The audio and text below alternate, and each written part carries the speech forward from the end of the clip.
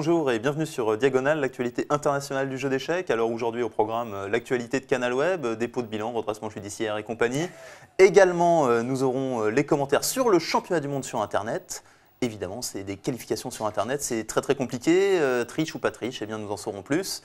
Également, Étienne Bacrot qui fait un match contre Emil Sutowski, le champion d'Europe en titre, et qui est en train de mener le match. Alors nous avons évidemment pour présenter cette émission notre présentateur vedette, Stéphane Laborde, bonjour. Ouais, bonjour Eloi. Alors donc, actualité chargée, on va y revenir, avec pour ça un invité que tu vas nous présenter une fois de plus. Ouais, mais de nouveau, mais il est venu il n'y a pas longtemps. Il vient tout le temps. Il vient tout le temps. Hein. Ouais. Donc c'est Jean-Luc Chabanon, Invité permanent.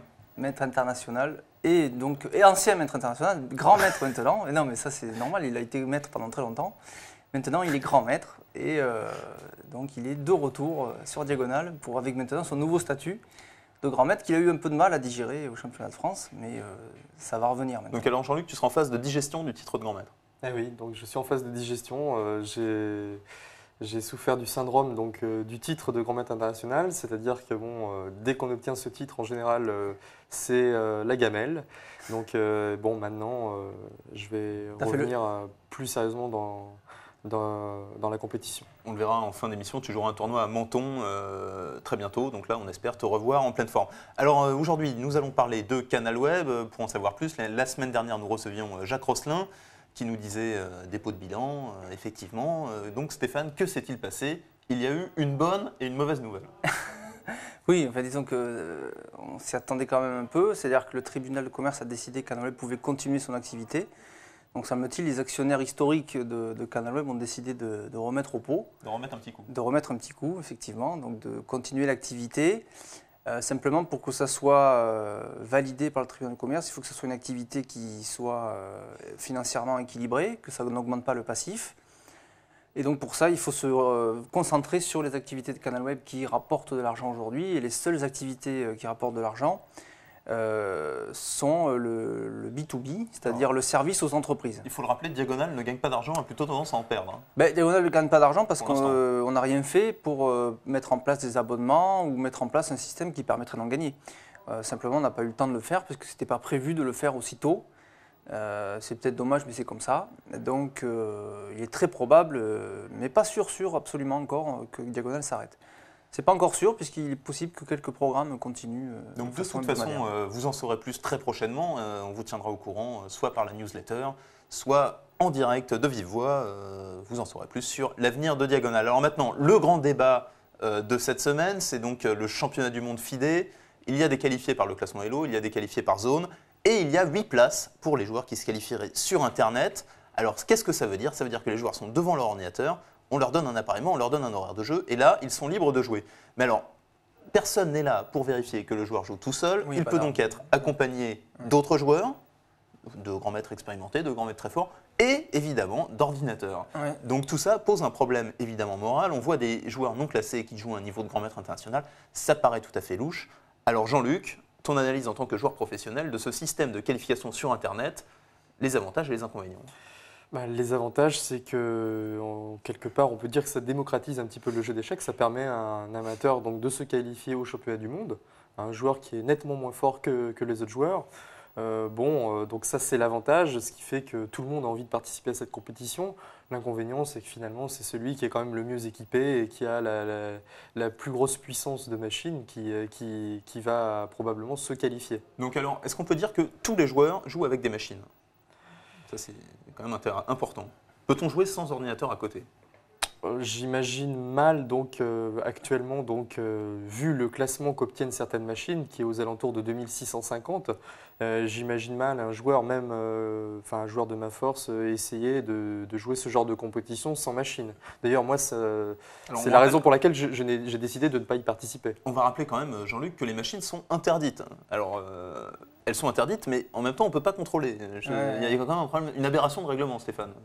Non, mais bon, du moment qu'on ne peut pas contrôler, on ne peut pas appliquer un règlement, ça c'est clair. Hein. Quand il faut faire des contrôles antidoping. Non, mais quand il y a une loi, il y a une police. S'il n'y a pas de police, il n'y a pas de loi. S'il n'y a pas de contrôle, c'est pas la peine de faire une loi. Ça ne sert à rien. En plus, on a du mal à comprendre comment vérifier, puisque si un joueur utilise 2 ordinateurs, une machine pour travailler pour analyser la position et une autre machine pour transmettre les coups donc, sur le serveur Internet.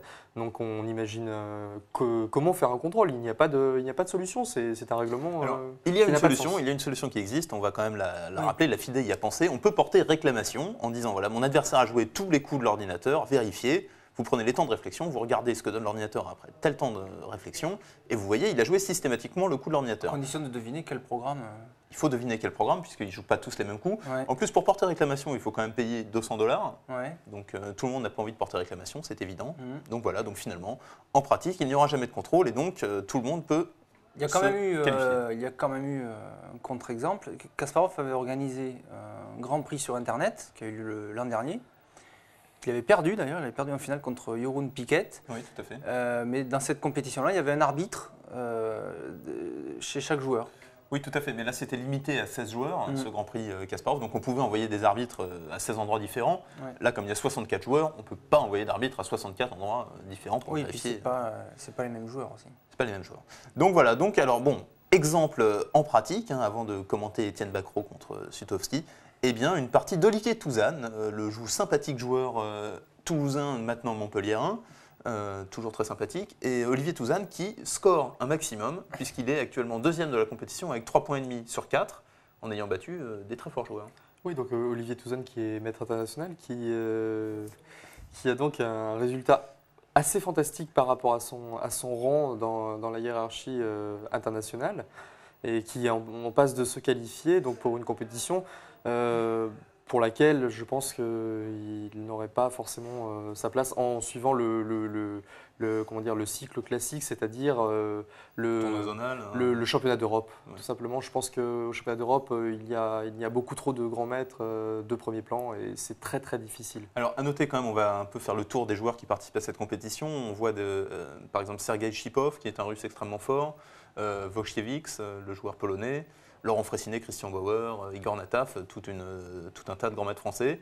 Et bien entendu des inconnus, des illustres inconnus que personne ne connaît, qu'on n'a jamais vus, qui sont non classés des fois et qui eux aussi font partie de la tête du classement. Il faut aussi voir la performance exceptionnelle de Gaëtan Sartou. Oui, Gaëtan Sartou qui lui n'est pas un maître international, je crois, et qui fait une performance incroyable, vraiment incroyable, des parties fantastiques. Donc on peut supposer beaucoup de choses. Il a fait notamment nul contre Laurent Fressinet. Mais de toute façon, je crois que c'est surtout la FIDE qui a à remettre, le règlement de la FIDE qui a à remettre en question. Finalement, puisque tout le monde semble utiliser des ordinateurs, pourquoi l'interdire ? Finalement, on va dire que ce championnat sera un championnat d'écuries. Ce sera des échecs avancés. Des échecs avancés avec des grosses écuries, donc une équipe, toute une team qui soutient le joueur, donc qui donne son nom finalement. Il donne son nom à une sorte de marque. Donc on peut même supposer que des joueurs seraient là, mais ne joueraient pas. Par exemple, on peut dire que si ça se trouve, Soulipa n'a pas joué une seule partie. C'est son team qui a joué à sa place. Exactement. Le joueur n'a même pas besoin d'être présent, il peut simplement encaisser la place et aller en finale. Et ensuite, on peut envisager tout un tas de possibilités. Bon, on va tout de suite passer au niveau de jeu, qui est totalement incroyable. Vraiment des parties d'une qualité remarquable. C'est du semi-rapide, c'est surprenant. Olivier Touzane contre Ted Brown. Alors, tout de suite la partie. Olivier Touzane, allez blanc. C'est qui ce Ted Brown ? Ted Brown, c'est un Américain que Jean-Luc connaît sans doute. Ted Brown, donc c'est un grand spécialiste du jeu sur Internet. C'est un joueur amateur qui doit avoir un niveau modeste. Un niveau modeste, mais qui a su s'équiper et qui doit avoir quand même des connaissances du jeu correctes, qui a su s'équiper, donc qui a préparé son matériel informatique pour ce championnat du monde et ses résultats. C'est une supputation, évidemment, on n'a pas de preuves. On n'a pas de preuves, nous ne pouvons pas le prouver. Mais bon, donc c'est un joueur finalement. Donc actuellement, l'intérêt finalement, c'est une sorte de guerre stratégique, ce championnat du monde, c'est-à-dire utiliser donc des armes technologiques. Donc on peut supposer qu'Olivier Touzane aussi, évidemment, utilise un ordinateur. Exactement. Donc maintenant, on utilise des armes technologiques pour vaincre son adversaire sur l'échiquier. Ça devient de la science-fiction, exactement. Bien. Alors la partie D4. Cavalier F6, C4, cavalier F3, bon, G6, ouais. G3. Alors G3, ça amène plutôt des positions fermées, donc un peu anti-ordinateur peut-être. Fou G7, Fou G2, petit roc petit roc, D6, C4. Donc là, on est dans la position de base de l'Est indienne avec G3. Pour en savoir plus, vous pouvez aller dans Diagonale la leçon, jouer la défense Est indienne contre G3. Vous aurez tout un tas d'analyses sur cette position. Oui, G3 qui est une des armes les plus redoutables contre l'Est indienne avec la baïonnette. Oui. Et d'ailleurs, je crois que Garry Kasparov lui-même la refuse en général. Il préfère jouer D5 et transposer dans une Grunfeld. Ne pas jouer avec D6, jouer C6, D5 avec une position équilibrée. Il a fait beaucoup de nuls contre Anatoly Karpov. En tout cas, les Noirs sont en défense. Il avait d'ailleurs joué une partie remarquable contre Vladislav Tkachev à la Coupe du Monde, donc, où il avait fait match nul. Il n'avait pas gagné avec les Noirs, mais c'était une partie d'une combativité incroyable. Cavalier BD7, cavalier C3, E5.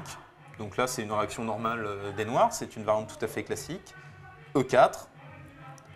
C6, c'est la théorie, tout ça, Jean-Luc. Ici, les blancs au centre ne peuvent pas bouger ce pion, puisque s'ils prennent, ça s'égalise tout de suite après des E5. S'ils avancent, eh bien, ça donne trop de cases. On peut jouer avec Dame B6, cavalier C5, des plans comme ça. Il n'y a pas de problème pour les noirs. Donc ici, les blancs ne bougent pas au centre, c'est le principe. Et ils essaient de provoquer les noirs à prendre en D4. En fait, ils veulent que les noirs prennent en D4 pour reprendre du cavalier et ensuite attaquer le pion D6. L'idée positionnelle de cette ouverture, c'est ça. Donc ici, on joue un petit coup, on joue H3. L'idée, c'est le développement naturel du fou sur la case E3. Sans crainte de cavalier G4. Sans crainte cavalier G4, tout à fait, Stéphane, puisque le pion contrôle. Donc ça, c'est l'idée. Ici, si les noirs jouent normal, eh bien, on ne sait pas trop ce qu'ils peuvent faire, parce qu'ils ont envie de sortir leur pièce.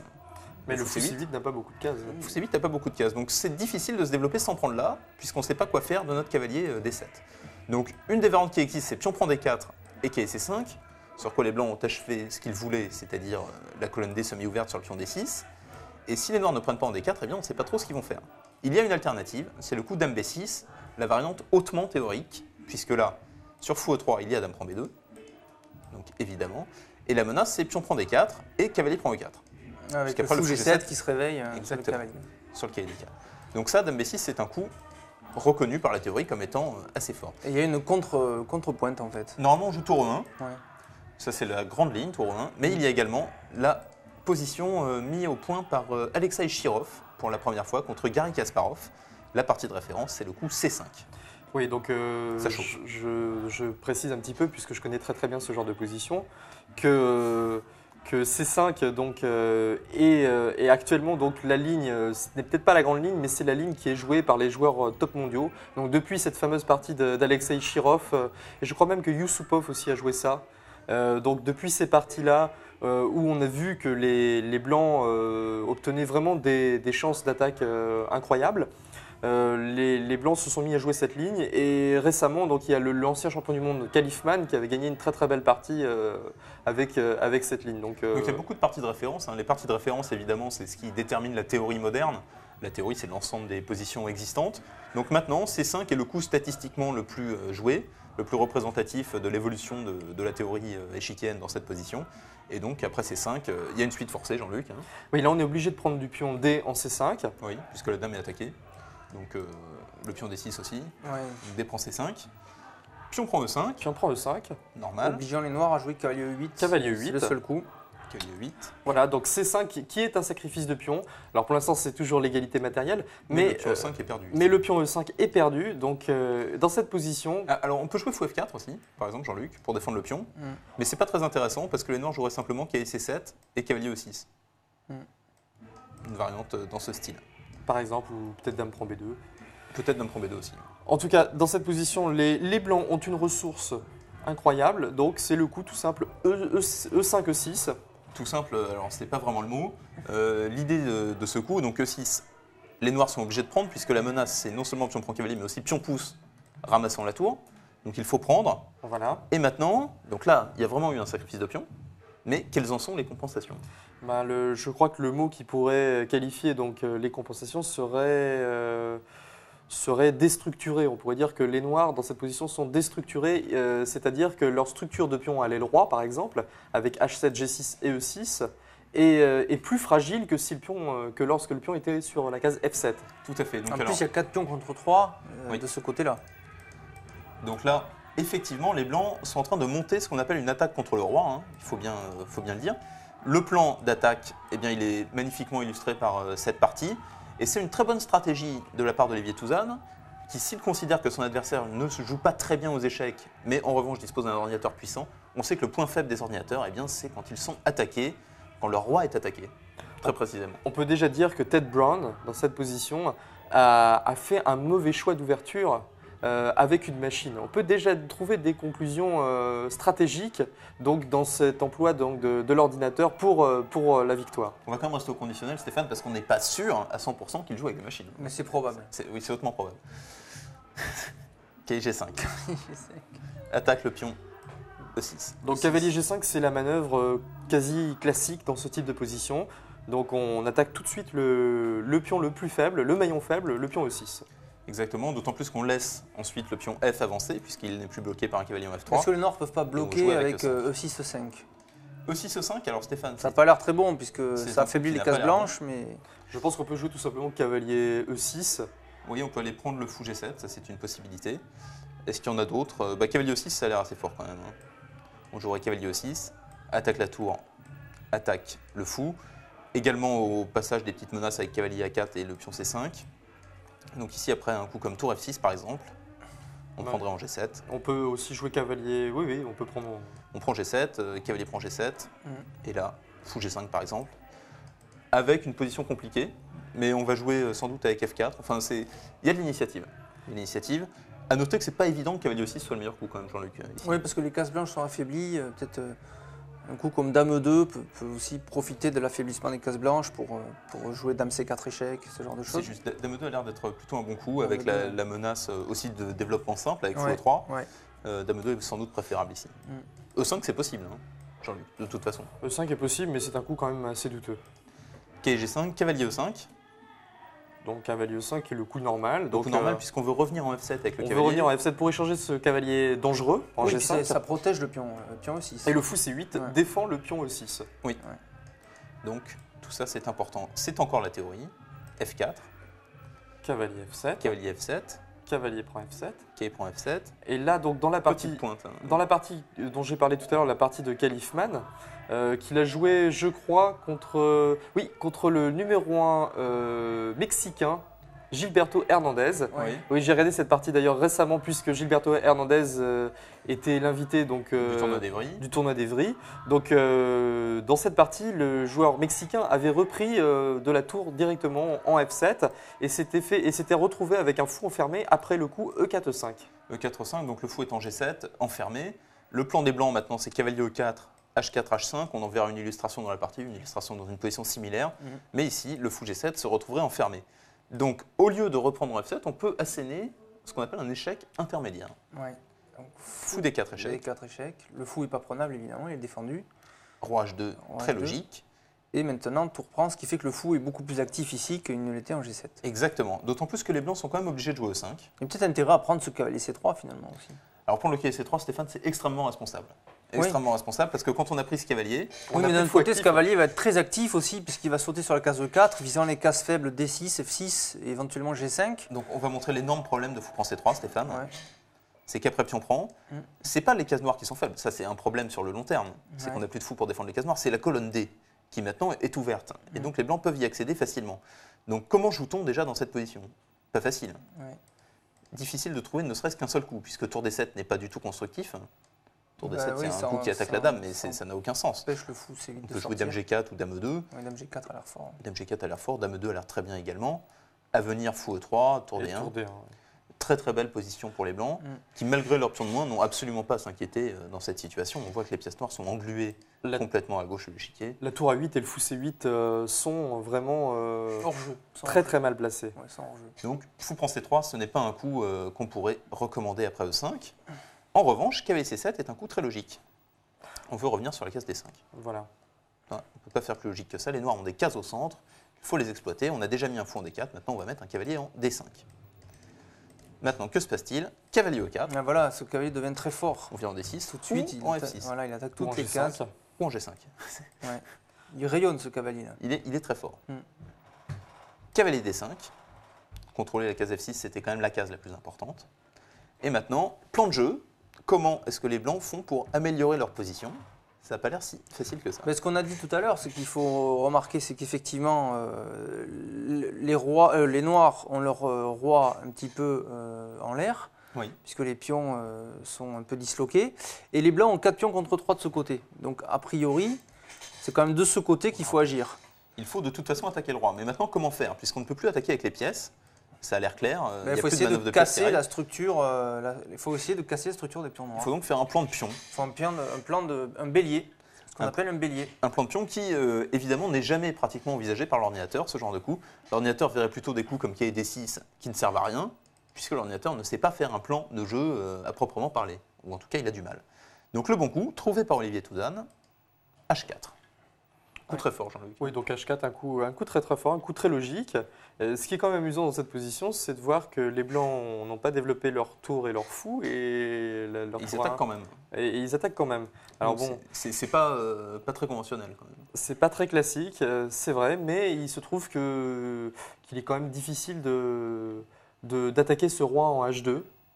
Oui. Oui, Le roi blanc est extrêmement bien protégé, c'est clair. Que le pion B2 est défendu aussi de manière indirecte. Oui, sur fou B2, Si il y a fou tour prend B1. B2, il y a tour B1, le fou serait cloué. Oui. Et on perdrait sur la dame. le fou d'ailleurs. Ce qui fait qu'on peut se permettre donc de pousser et c'est quand même un des développements les plus utiles dans cette position. C'est-à-dire que H4, H5, c'est assez fort parce qu'une fois qu'on a joué H5, on joue dame G4, Et on la peut dame prendre elle le pion passe, G6. et on attaque le pion G6 en force. Donc ça, c'est plutôt une menace assez directe. Ouais. Dame D8, jouée par Ted Brown, Oui, de toute façon, cette dame ne fait plus rien en B6. c'est juste. Elle est bouchée par le pion C5 notamment. Elle faisait un peu pression sur le pion B2, mais bon. H5 quand même, Ouais. très logique. Toujours l'idée dame G4, puisqu'on voit que la dame en D8, en fait, eh bien, elle ne peut pas venir nulle part. Toutes les cases sont contrôlées, donc pas de problème. Tour F5, attaque du pion. En fait, ce coup cherche à provoquer les blancs à prendre. Ouais. Les noirs veulent que les blancs prennent. Comme ça, après la reprise, eh bien, ils espèrent pouvoir utiliser la colonne H. Les noirs, hein, évidemment. Fou F3, donc ça c'est extrêmement bien joué de la part d'Olivier Touzanne. On ne Oui, prend fou pas, F3. donc Fou F3 tout simplement pour défendre ce pion H. Libérer donc la case G2 pour le roi. Oui. Et après on pourra placer la tour sur la colonne H et continuer l'attaque du roi noir en G8. Donc là, on voit véritablement chez les blancs ce qu'on peut appeler un plan d'attaque. On voit un plan d'attaque, une position, donc si on prend un petit peu donc, les principes donc, de certains pédagogues, une position du roi blanc en G2 qui sera quand même quelque part plus sûre que la position du roi noir adverse, Oui, si on regarde c'est un juste. petit peu. Et ce qui leur permet finalement donc d'ouvrir la position et de continuer l'initiative. On voit que tout le problème des noirs, c'est évidemment que ce cavalier D5 est indispensable, donc il ne peut pas servir à l'attaque, hein, puisqu'il contrôle la case F6. Donc si on veut tenter quelque chose avec ce cavalier, c'est pas possible, il y aura toujours cavalier F6 qui sera trop fort. Le fou D4, il n'a pas de case, la tour F5, elle est bien placée, il faut absolument ramener la tour A8. Ouais. Mais pour ça, on ne voit pas trop de plan, fou D7, c'est malheureusement quasi impossible à cause de KD6 qui prend B7. Coup un peu alternatif, mais qui affaiblirait la structure de pion de l'autre côté également. ouais. Donc ça, Ted Brown n'a absolument pas voulu permettre ça. Ça se D'ailleurs, comprend. je voulais dire que le joueur mexicain n'avait peut-être pas eu tort quand il avait décidé de garder son fou en G7. Oui, les deux coups existent. Puisque les deux coups c'est le carrefour donc, théorique de la position. Et avec un fou en G7, peut-être que le roi est plus en sécurité. C'est une éventualité. Ted Brown ici joue un coup capitulatoire. Tour F8. C'est Oui, on revient. retour de la tour. Ouais. C'est pas très joli. C'est pas très joli, mais il ne sait plus quoi faire. Il n'arrive pas à trouver, lui, de plan de défense. Olivier Alors ça, Touzanne, c'est- lui, il a un plan d'attaque. Ça, et- c'est typiquement un coup qui a l'air d'un coup d'ordinateur. Oui, puisque ça s'intègre pas, ça s'inscrit pas vraiment dans un plan. Ouais, on aurait plutôt envie de jouer, au pire, effectivement, fou B7. Fou D7, oui, même donner le pion B7. Ou voire jouer peut-être A5 en essayant d'activer la tour par A6, B6 peut-être. Oui. Même si ça n'a pas l'air top. Non, mais on peut jouer à 5, B5 et tour A7, c'est un plan qu'on voit régulièrement. Oui, aussi. Bon, ici, tour F8, c'est pas un plan, c'est tout sauf un plan. Ouais. Alors que les blancs, eux, ils ont un plan. Ils jouent tour H1, d'abord. Bon, alors, il y a peut-être des finesses. De toute façon, le prochain coup, ça va être roi G2 avec colonne H, Ouais. la fameuse colonne H. Roi G7, toujours pas de plan hein, chez les noirs. Ouais, Toujours pas de plan, ouais. À noter que c'est difficile d'en proposer un, mais en tout cas, il était sans doute préférable de chercher vraiment un truc pour activer cette tour A8. On pense vraiment à fou D7, fou E8, non, mais A5, B5, elle a l'air bon. A5, B5, et tour A5, A7. B5, c'est vrai que ça aurait été beaucoup plus utile. Mettre le roi en Tour G7, ça n'a pas l'air et- terrible. Et ça a l'air solide pour les noirs finalement. Cavalier G5. Ouais. Donc là, petit changement dans le plan. Enfin, disons amélioration du plan, c'est un upgrade, comme on dit. On veut mettre le fou en E4, la dame en G4 et le roi en G2. Alors, est-ce qu'on n'a pas peur sur ce genre de coup à une contre-attaque qui serait H6 suivi de G5? Alors, H6 dans cette position, Stéphane, on va le regarder tout de suite. Ouais. C'est quand même intéressant. H6. Donc là, en toute logique, on joue cavalier E4, il n'y a pas vraiment de sacrifice de pièces qui se profile. Donc cavalier E4 Et là, éventuellement G5. et G5. Donc sur G5, je pense qu'on peut. Avec l'idée on que peut se permettre évidemment, de- ça attaque F4, donc qui devient faible. Et si on prend Oui, en bah, on G5, prend en G5 d'ailleurs. c'est le pion E5 qui saute. Fou prend E5, on prend en H6 maintenant, Ouais, et roi H8. voilà. Ça s'envisage. Ça s'envisage, c'est compliqué, mais le roi noir est quand même pas vraiment en sécurité encore. Hein. Non, le roi n'est pas en sécurité. Mais Les noirs n'ont pas résolu leur problème de développement. Mais donc- ça a bouché la colonne H. La colonne H est bouchée. Et qui prend C5, Stéphane, quand même. Quel prend C5? Ouais. Ou fou G5 aussi. Fou G5 qui est pas mal. Bah, Les blancs c'était les blancs jouable. se déploient très vite. C'est jouable. Oui, de toute façon, la position après K G5 est catastrophique. On doute quand même que H6 G5 puisse être une solution au problème des noirs. Ça n'a pas l'air évident du tout. Les blancs ont une très belle position d'attaque, c'est ce qu'il faut voir. Et l'ordinateur, donc si Ted Brown joue bien avec un ordinateur, eh bien, ne propose jamais de coup constructif en défense. C'est là qu'Olivier Touzan a plutôt bien calculé son coup. Fou D7, c'est l'heure. Maintenant qu'il n'y a plus de K D6, K prend B7, on joue Fou D7, c'est normal. Fou E4, attaque continue. Hein, c'est grosse attaque quand même. Donc là, ça peut menacer des cavaliers prend H7 peut-être. Ouais, pas encore, simplement roi G2. Hein, je crois que roi G2, ensuite pion prend G6 et tour H7. Il n'y a pas besoin de se presser. Tour H8. Dame G4, ça monte. Ça monte grave. Là, la menace directe, c'est qu'il prend H7. Menace extrêmement forte, puisqu'après, avec la Dame E4 et le fou, la Dame G4 et le fou E4, il y a le pion G6 qui tombe avec un réseau de maths. Donc tout ça, ça se passe sur case blanche. Donc Jean-Luc, les noirs doivent défendre les cases blanches. Ouais, les noirs doivent absolument défendre le pion G6 et en même temps le pion E6 qui est en prise par le cavalier et la dame. Donc le coup qui défend les deux pions, c'est le coup Dame E8. Dame E8, puisque effectivement, comme tu l'as dit, E6 c'est également en prise. Donc Dame E8, c'est normal. Et là, un petit coup assez brillant d'Olivier Touzan. Il ne joue pas roi G2 tout de suite. Il aurait pu le faire. Il ne le joue pas. Il joue fou D2. Un coup de développement. Donc ça, c'est vraiment pour prouver aux noirs qu'ils n'ont pas de défense. Ils n'ont pas de coup. Ils ne peuvent plus rien faire. Ouais, Ils sont complètement muselés. C'est un très joli coup. Sur fou prend B2, Jean-Luc, il y a encore tour B1. Tour comme B1, d'habitude. tour prend B7. Et là, alors ça, c'est mortel. Ah bah là, ça rajoute encore une tour à l'attaque. Ouais, Ça tue. Ça, c'est mortel. Donc le pion B2 n'est pas vraiment en prise. À quoi ça sert fou D2? Eh bien, à ramener la tour quand elle voudra, c'est-à-dire on augmente notre potentiel d'attaque, tout Ouais, simplement. tout à fait. Ouais. Dame E7, les noirs ne savent plus quoi faire, ils ne savent plus où ils sont. Hein. Dame E8 suite Dame E7. Alors là, il faut calculer la variante qui prend H7, Ouais. qui a quand même l'air intéressante. Donc sur roi prend, il y a Sur dame roi prend prend. G6 mat. Mat, Dame prend G6. Et sur tour prend, Tour prend forcé, Dame prend G6, dame prend G6. et maintenant Roi H8. Ouais, Et la tour H7 est défendue. La tour H7 défendue par la Dame E7, c'est la Ouais. pointe. Et ici, c'est pas si facile de continuer l'attaque. Il y a Ouais. sans doute des solutions. Surtout que là, de l'autre tour va revenir en défense en G8 Oui, exactement. En fait, on ouvre les lignes contre nous. contre nous. Donc c'est pas bon. Ouais. Dame E7 est un coup qui tient. Olivier Touzan joue Roi G2. Tranquille. Tranquille. Donc là, il peut patiemment, par exemple, doubler les tours. Il peut jouer tour H3, Oui. suivi de tour A, H1. Un plan à la Karpov. Ouais. Tour H3 suivi de tour A, H1. C'est vrai que ça, c'est assez fort. Il y a peut-être des combinaisons directes aussi qui vont marcher. Là, je pense qu'il menace aussi tout simplement. Donc cavalier prend H7, Qui prend H7, tour prend. tour prend H7 et H prend G6. Pion prend G6. Qui attaque la tour et après l'échange des tours, il pourra rentrer sur la case H7. Il peut revenir en H8 aussi. Oui, non, ça n'a Ouais. pas l'air de marcher directement, Jean-Luc. Si, ça marche directement puisqu'après tour Supposons H8, par exemple le coup A5, Ouais. cavalier prend qui G7. perdrait un temps, donc pour voir la menace des blancs. Hein, ça, c'est une simulation totale. K prend H7. Non. Cavalier prend H7, K prend H7. Tour prend. pion prend G6, Pion prend G6. Tour prend H1. tour prend H1, Tour prend H1. Tour H8. tour H7 échec. Tour H7 échec, c'est la pointe. Voilà. D'accord. Donc ça, c'est la menace. Ouais. Et Ah c'est oui. d'ailleurs ce qui s'est Parce passé. qu'après tour prend, il y a pion prend échec et c'est fini. Ouais, c'est fini. La menace, c'est Dame H5 Ouais. et Dame H6 et ça monte. Donc c'est ce qui s'est passé en fait. Menace imparable peut-être. Hein. Attention. Menace imparable, donc les Noirs ont décidé finalement de protéger le roi le plus possible pour éviter donc, cette combinaison. Tour à G8. En jouant tour à G8, ils préparent la fuite du roi par F8 E8. Oui. Donc le roi noir qui veut donc finalement quitter l'aile roi Et finalement, c'est la preuve que la stratégie des Blancs, donc de fragiliser la structure de pion à l'aile roi, était la bonne. Bah là, on voit dans cette position que c'est très probablement un énorme succès, puisqu'on a du mal à croire, quoi qu'en dise l'ordinateur, qu'il n'y ait pas de combinaison de gain dans cette position. Et d'ailleurs, il y en a une. Et ce qui est intéressant dans cette partie, c'est que les coups qui ont été joués par les Blancs peuvent très bien, très facilement être trouvés par un joueur. Oui. Et quand même arrive à détruire donc la carapace donc de l'ordinateur. Ce qui veut dire que si on devait tirer une conclusion en tant que programmeur d'un logiciel, il faudrait éliminer donc cette défense est-indienne du répertoire. Cette défense contre G3. Cette défense contre G3 et passer à autre chose, tout simplement. Attention, c'est peut-être l'humain qui a choisi aussi l'ouverture. Hein. Ça arrive fréquemment. On peut imposer à l'ordinateur une ouverture.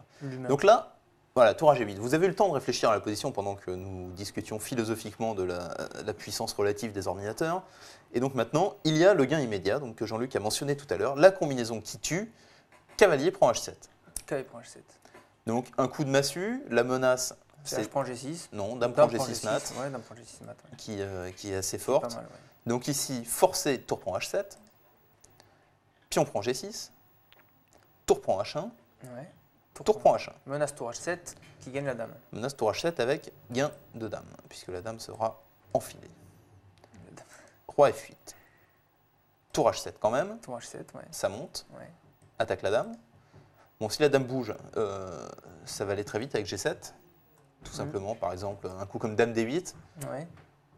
qui n'est pas une défense, puisque là, il y a G7 échec. G7 échec. Et donc sur roi... suivi d'un mat, il y a un mat. Il y a un mat très simple, puisque sur roi E7, on joue dame G5, ouais, dame G5, suivi de fou G6 mat. Suivi de fou G6 mat. Donc là, ça va très vite, hein, tout simplement. Ouais. Tour H7, on ne peut pas bouger la dame, il faut jouer tour G7. Tour G7, ouais, tour G7. C'est joli, cette position. Maintenant, plusieurs solutions. Donc on voit que sur tour H8, il y a tour G8. Ouais, ça tient. Ça a l'air de tenir, puisque sur G7 échec, il y a dame prend pion. Dame prend pion G7. Dame prend pion, ouais. Donc ça ne marche pas. Dame H5. Le coup d'Olivier Touzanne. Tranquille. Tranquille, avec une menace... Avec l'idée que si les noirs font tour prend H7, on fait pion prend H7 et dame au prochain coup. Et dame au prochain coup. Donc les noirs peuvent rien faire et la menace c'est de jouer dame H6. Oui, et mat. Qui cloue et ensuite tour H8 mat. Oui, exactement. Voilà, tranquille. En fait, c'est des genres de coups pas faciles à voir pour un ordinateur. Oui, c'est un vissage positionnel ici. C'est pas évident. Peut-être la seule défense, c'est peut-être de jouer fou E8. Fou E8, c'est un coup possible. Je pense pas que ça défende, évidemment, puisque ça a l'air, cette position a l'air catastrophique. Ouais, on peut toujours jouer dame H6. Dame H6, ouais, a l'air. Jouer la tour. Menace mat. Dame H6, c'est vrai que ça a l'air fort. Menace mat. La seule défense, c'est cavalier F6, hein, comme dans la partie. C'est tout à fait similaire. Oui. On prendrait le cavalier. On prend le cavalier. Dame prend. Ouais. Donc ici, déjà, les blancs, 1, ont récupéré leurs pièces. Ouais. 2, il y a égalité matérielle, donc ça, c'est normal. Et ils ont toujours l'attaque. Ouais. Ils ont toujours l'attaque. Beaucoup de possibilités de conclure. Notamment le coup F5, ben, c'est exactement similaire à la partie, donc on va se contenter de regarder la partie. Qui est après dame H5. Donc il n'y a pas eu fou E8, qui était un coup possible. Il y a eu fou prend B2. Donc, autant mourir le ventre plein. Exactement. Puisque maintenant, en plus, on menace de pousser le pion C, Jean-Luc. Oui, au moins on se crée un petit... au cas où les blancs se trompent, les noirs vont gagner la partie. Dame H6. Ça y est, là, c'est mathématique. Menace mat. Un gain mathématique. Menace mat. Menace mat, tour H8. Cavalier F6, seule défense. Ouais. Cavalier F6, seule défense, parce que sur tour H8, le cavalier F6 reviendrait sur la case G8. Exactement. Ouais. C'est une interception de ce mat du couloir. Ce qui fait qu'on est obligé donc de prendre ce cavalier, toujours pour menacer tour H8. Exactement. Dame prend F6 qui libère, donc libère la case de 7 pour le roi. Qui offre une case au roi. Ça a l'air bien pour les noirs, ça. Ça a l'air d'aller pour les noirs pour l'instant. Ça a l'air d'aller pour les noirs, mais là donc les blancs ont toujours l'initiative et vont exploiter le jeu sur case noire en jouant tour H8, roi E7 et F5, F4, F5. 5 très fort, menace fou G5. Menace fou G5 qui gagne la dame. Oui, qui gagne la dame. Ouais. Voilà, une fois de plus. Tout à fait. Menace de clouer la dame. Menace de clouer la dame et de la prendre. Donc là, il n'y a pas 36 défenses. Hein. C'est très simple. On voit tout de suite que dame E5 perd rapidement. Dame Après, E5. fou G5 échec. Ouais. Roi D6 forcé et fou F4.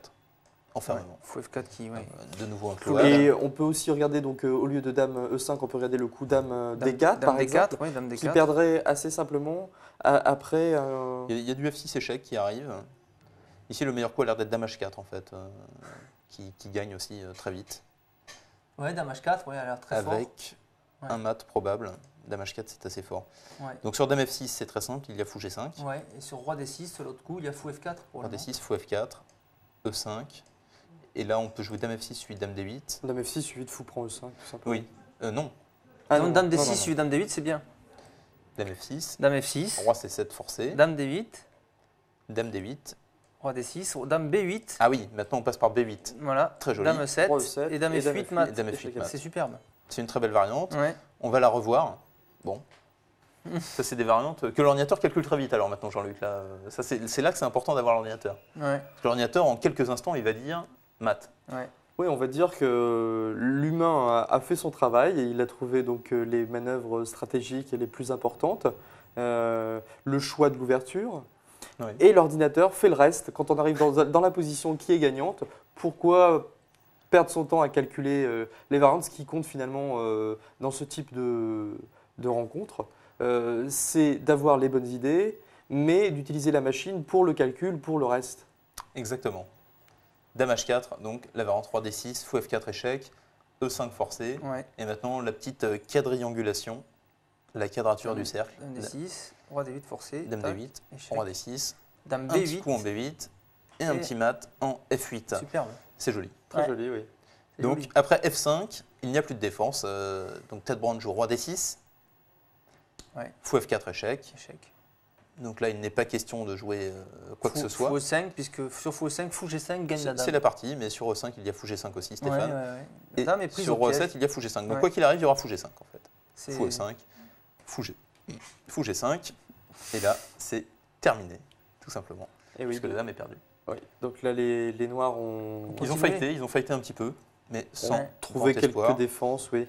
Tour prend G6, fou prend F6, une dame de plus, tour prend H6, tour prend. Donc ici, on a une tour de plus. Une tour de plus, ouais. Bon, attention à ces trois pions. C'est vrai que s'ils étaient déjà arrivés jusqu'ici, ça serait dangereux, mais là, ils sont vraiment trop loin. Donc pas de problème. Fou prend fou. Il faut en plus échanger les fous, tour prend. Et là, le problème, c'est que sur roi E5, qui a l'air de gagner le fou, eh bien non, il y a tour F7, contre-attaque sur l'autre fou. Ouais. Donc après roi E7, la partie a continué. C'est vrai que c'est une constante chez ces parties du championnat du monde, elle continue toujours jusqu'au bout. Alors on Ouais. prévoit un niveau de jeu énorme et les joueurs n'abandonnent pas. Donc Oui, toujours parce- ils y croient, Ouais. mais il n'y a jamais de gaffe, hein, ça Bah, c'est disons ça, c'est sûr. que on peut se tromper aussi, comme c'est pas un échiquier réel, on peut se tromper sur la souris, ça arrive. Oui, C'est-à-dire des que- mouse slip, hein, voilà. qu'on appelle. La souris qui glisse. Voilà, c'est ça, et on se trompe et on lâche la pièce au mauvais endroit et on perd la partie. Ouais. C'est peut-être aussi un signe que la plupart des joueurs ne sont pas des professionnels, puisqu'en général, dans ce type de position, Un professionnel abandonne. un professionnel a confiance donc, dans le jeu de son adversaire et abandonne. Et là, les joueurs donc, qui sont plus là finalement pour le fun et pour l'amusement, tentent leur chance jusqu'au bout. Pion prend E6, je ne sais pas s'il est là pour le fun. Roi prend F6, pion prend, roi E7, Ça, c'est la façon la plus simple de gagner. Ouais. fou F5. Donc là maintenant c'est un gain technique, c'est-à-dire que le roi blanc va stopper les pions noirs et les deux pions blancs vont tout simplement avancer et aller à la dame. Ouais. Donc, Le roi noir ne peut pas à la fois empêcher le pion D et le pion G d'aller à dame. Donc, voilà, là on empêche le pion d'avancer, c'est Ouais. normal. Roi D8, maintenant il n'y a plus qu'à pousser, oui, on peut jouer roi E3, enfin tout gagne. On regarde juste la conclusion d'Olivier Touzane. roi D4. Roi D4, B5, G5.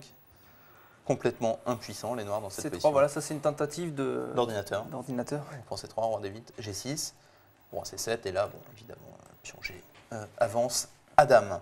Donc voilà, alors on va conclure quand même sur ce débat. Alors, Jean-Luc, on assiste à une compétition d'échecs avancés, c'est-à-dire homme plus ordinateur. C'est pratiquement certain, compte tenu du niveau de jeu des parties, du fait que les joueurs trouvent quand même systématiquement les coups Il n'y a pas de gaffe. complexes, il n'y a jamais de gaffe. Ouais. Donc, qu'est-ce qui va faire la différence entre, entre tous ces pseudos qui ne sont même pas forcément des joueurs? Je crois que ça fait partie donc, des grands débats qui sont lancés par cette compétition. C'est-à-dire que il me semble actuellement qu'il n'est pas facile de dire si un ordinateur seul peut peut vaincre n'importe quelle équipe. Oui. C'est-à-dire, quand je dis n'importe quelle équipe, c'est-à-dire homme plus machine. Oui. Au pluriel. Homme plus machine. Donc l'ordinateur le plus puissant, est-ce que tout seul peut battre donc, un homme plus une machine quand même très performante ou est-ce qu'il faut l'intervention humaine? Ça, c'est la question que je me pose actuellement. Et c'est pas vraiment une vraie question. C'est plutôt s'il y a un ordinateur capable de battre n'importe qui, à quoi ça sert d'organiser des compétitions sur Internet? Oui, ça peut également une autre... Surtout si l'ordinateur est commercialisé. C'est à celui qui manie mieux le mieux l'ordinateur. C'est vrai, mais le problème, c'est que tant qu'on n'aura pas répondu à ma question, on ne pourra pas répondre à une autre question. C'est que tant qu'un humain aura la possibilité de battre avec une machine seule, oui. On pourra organiser ce genre de compétition. La compétition aura un sens. Oui, mais d'un autre côté, ce n'est pas forcément le meilleur joueur qui sera capable de faire peut-être la meilleure symbiose. Ça ne sera pas le meilleur joueur, mais ça sera le joueur le mieux préparé à ce type de rencontre. Oui, tout à fait. Mais le fait est que c'est quand même des qualifications pour un tournoi où là, il n'y aura plus d'ordinateur après. Hein.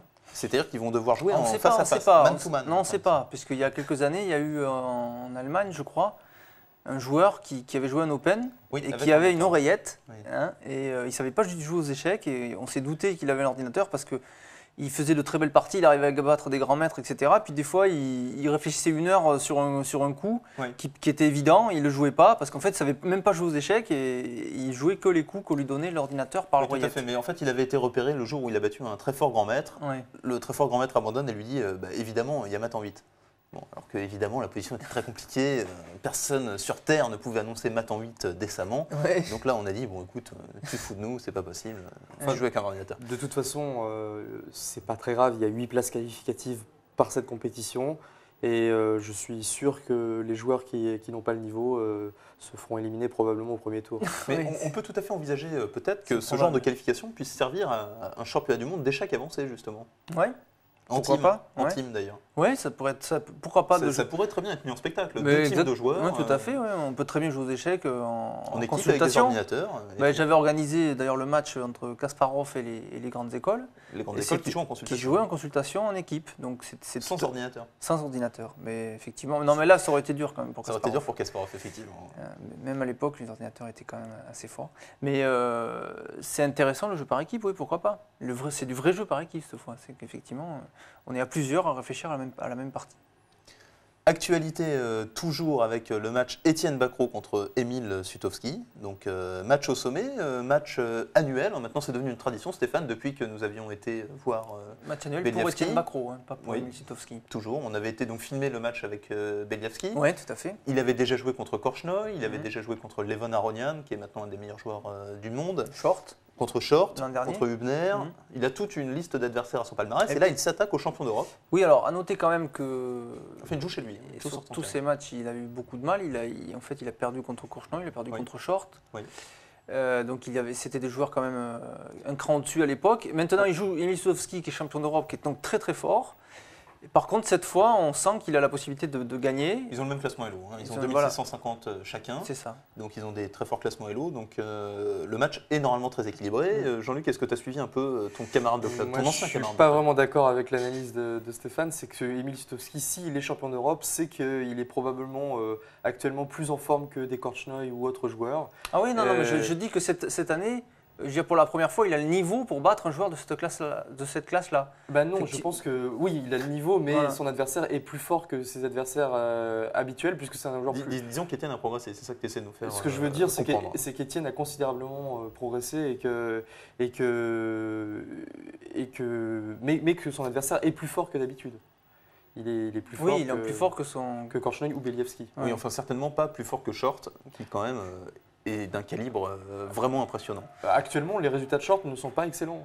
Je pense que Short non plus n'est pas en très très grande forme puisqu'il avait perdu contre Igor au championnat du monde par exemple. Oui, bon bref, peu importe. En tout cas, Sutovski, c'est un adversaire assez remarquable. Et dangereux. Et le score après 3 rondes, avantage Étienne, qui mène 2-1. Il a gagné une partie et fait 2 nuls. Donc vous pouvez consulter les parties sur le site www.europe-échec.com. Il y a toutes les parties à télécharger. Et vous verrez une deuxième partie totalement stupéfiante, vraiment incroyable. Alors je ne sais pas si vous l'avez vu, Ouais. Mais en tout cas, elle est délirante. Oui, elle s'arrête alors qu'elle commence. Oui, elle commence, oui.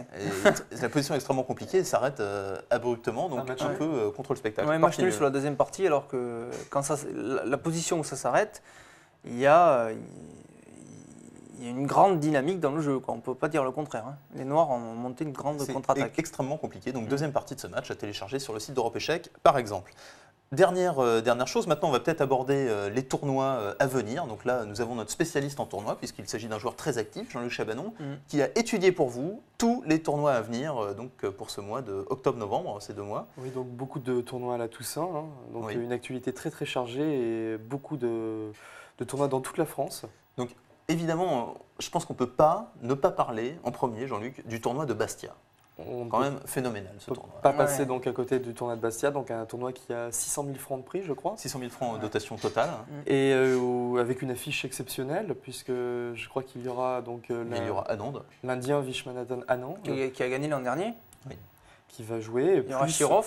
Plus de nombreux grands maîtres de premier plan. Il y aura tout simplement les 2 finalistes du championnat du monde de l'an dernier. Il y aura tout le monde, sauf Kasparov Kramnik, a priori.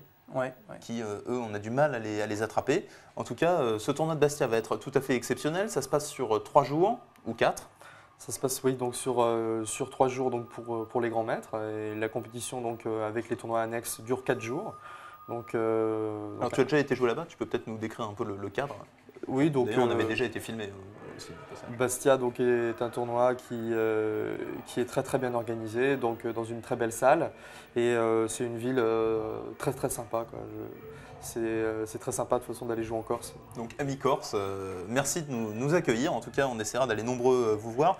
On se rappelle Stéphane du match, Étienne Bacrot, Judith Polgar évidemment. Oui, bien sûr. Ouais. Étienne Bacrot, donc toujours dans ses histoires de match. C'était le premier direct. Pulvérisé, Judith Polgar, premier direct de Diagonale, c'est historique. Et même premier direct de match d'échecs sur Internet. De l'histoire des échecs. Enfin en vidéo, hein, évidemment. En vidéo sur Internet. En vidéo. Tout à fait. Voilà, donc il y a ce tournoi-là. Et maintenant, il y en a aussi d'autres en France. Alors ça, si vous avez envie de jouer un tournoi à la Toussaint, c'est des tournois qui durent à peu près une semaine. Je crois qu'on va faire un petit tour de France. Donc si vous êtes dans le nord de la France, vous pouvez aller jouer au Touquet, par exemple. Alors le Touquet, extrêmement sympathique. Tournoi vraiment très bien organisé dans une énorme salle tout en pierre massive. Il fait frais. Une station balnéaire qui a beaucoup de charme. Et, ville très sympathique. Et vous pourrez essayer au passage la soupe de poisson du restaurant Chez Pérard. Il ne faut pas faire de pub, mais enfin, en tout cas, elle est vraiment délicieuse. Donc allez-y, n'ayez pas peur. Elle dorée au Capre aussi, enfin allez-y, le Touquet c'est vraiment très bien si vous êtes dans le Nord. Il y aura un tournoi, donc si vous habitez en Touraine, il y a un tournoi à Tours, un tournoi très très fort. C'est le Twin Towers. Un tournoi qui dure 3-4 jours, oui exactement. Je crois qu'il y a un tournoi à Sautron aussi, dans la région nantaise. Alors il paraît qu'il est extrêmement relevé ce tournoi, puisque à ce jour il y aurait déjà plus de 30 titres inscrits. Donc si vous êtes fan de joueurs titrés, si vous avez envie d'en rencontrer, bien allez à Sautron, c'est là où il y aura probablement le plus beau palmarès, après Bastia évidemment. Et si vous aimez le soleil, je vous conseille soit l'Open de Toulon, qui va être très fort aussi. Qui va être très très fort, qui se joue au Palais Neptune. Donc le charme de la Côte d'Azur, et également le tournoi de Menton, donc le tournoi de Menton auquel je vais participer. Donc là on aura l'occasion de voir le joueur le plus bronzé du circuit. Et voilà, donc il y aura aussi mon ami anglais Tony Costen qui va jouer, le grand maître international, et d'autres grands maîtres. Ça sera aussi un tournoi très sympathique dans une ville qui a beaucoup de charme. Donc alors pour résumer, on va conseiller donc par région, allez dans votre région, ça c'est le premier choix. Deuxième chose, si vous voulez voir des très très forts grands maîtres, des très très bons joueurs, allez à Bastia. Et ensuite, si vous voulez vous amuser, manger de la bonne soupe de poisson, vous allez au Touquet. Pour avoir toutes les informations sur les tournois, vous allez sur le site fédéral www.fféchec.com. Et là, vous aurez les informations sur tous les tournois avec les téléphones des organisateurs, les dates, les cadences, bref, tout pour passer des très bonnes vacances de la Toussaint dans le milieu des échecs. Donc on va arrêter là cette édition, Stéphane. On se donne rendez-vous la semaine prochaine si Dieu le veut, parce que maintenant c'est comme ça qu'on dit. Voilà. Jean-Luc, merci d'avoir participé à cette édition. Merci, et j'espère que l'aventure va continuer. Sinon, je dis à bientôt à tous les téléspectateurs et à toi, Éloi. Et tout à fait. Donc nous souhaitons bonne chance en tout cas à tous nos Français engagés sur ce championnat du monde qualificatif par Internet. Et on vous dit rendez-vous la semaine prochaine pour une nouvelle et peut-être dernière émission de Diagonale. Merci de nous avoir suivis.